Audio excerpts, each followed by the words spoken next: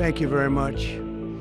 আমরা শুধু জিততে চাই। ইরানের বিরুদ্ধে চলমান সামরিক সংঘাতের মুখে দাঁড়িয়ে এ কথাই বললেন মার্কিন প্রেসিডেন্ট ডোনাল্ড ট্রাম্প। ওয়াশিংটনের মূল লক্ষ্য হলো যুদ্ধে যে কোনো মূল্যে জয়লাভ করা এবং তেহরানকে কোনো অবস্থাতেই পারমাণবিক অস্ত্রের ধারের কাছে ঘেঁষতে না দেয়া। ক্যাম্প ডেভিডের বৈঠকে সেই বার্তা আরও একবার জোরালোভাবে বিশ্বকে জানিয়ে দিলেন তিনি। 31 জুলাই যুক্তরাষ্ট্রের মেরিল্যান্ড অঙ্গরাজ্যের ঐতিহাসিক ক্যাম্প ডেভিডে মন্ত্রিসভার একটি গুরুত্বপূর্ণ বৈঠক অনুষ্ঠিত হয়।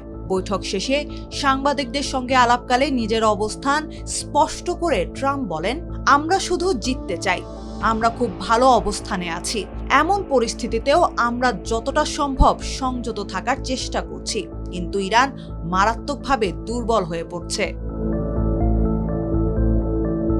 ইরানের পারমাণবিক কর্মসূচি নিয়ে নিজের অবস্থান পুনর্ব্যক্ত করে ট্রাম্প বলেন, বিষয়টি খুবই সহজ। ইরান কখনোই পারমাণবিক অস্ত্র পাবে না। আমরা ইরানের উপর খুব কঠোরভাবে হামলা চালিয়ে যাব। একসময় তারা বলবে, আর সহ্য করতে পারছি না।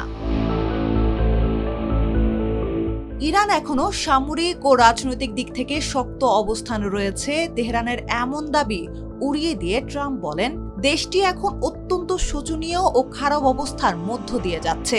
তারা অত্যন্ত অসৎ এবং তাদের সঙ্গে কোনো সমঝোতা করা অত্যন্ত কঠিন।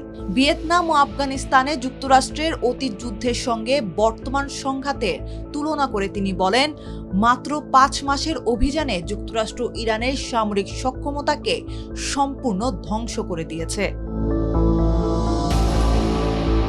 ইরানের সঙ্গে চলমান আলোচনা নিয়েও সন্দেহ প্রকাশ করেন ট্রাম্প। তার দাবি, বিশেষ দূত স্টিভ উইটকফের ফোনের অপেক্ষায় থাকা অবস্থায় প্রতিরক্ষা মন্ত্রী পিট হেগসেট তাকে জানান, জর্ডানে অবস্থিত একটি মার্কিন ঘাঁটিতে 5টি ক্ষেপণাস্ত্র নিক্ষেপ করেছে ইরান। এই ঘটনার পর তেহরানের প্রতি আস্থা আরও কমেছে।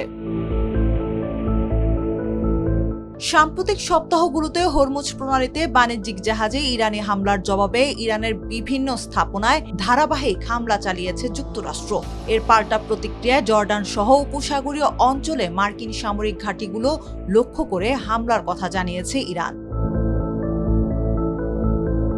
গত জুনে পাকিস্তানের মধ্যস্থতায় যুদ্ধ অবসানের একটি কাঠামোগত চুক্তিতে সই করেছিল যুক্তরাষ্ট্র ও ইরান, কিন্তু সাম্প্রতিক হামলা পাল্টা হামলার পর দুই দেশের সম্পর্ক আবারও দ্রুত অবনতির দিকে যাচ্ছে এবং সংঘাত নতুন করে তীব্র হয়ে উঠেছে।